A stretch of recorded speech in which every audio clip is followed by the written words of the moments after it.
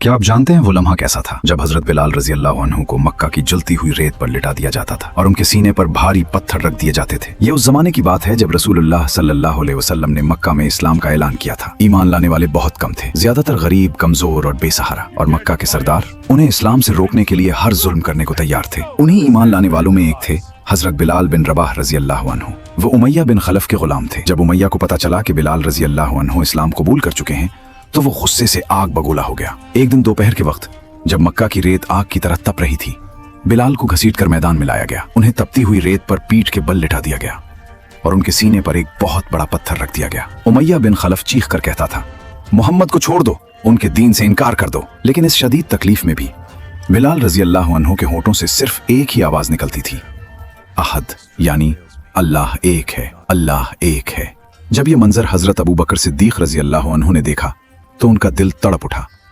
उन्होंने उमैया बिन खलफ को अपना गुलाम देकर बिलाल रजी अल्लाह अन्हु को आजाद करवा लिया।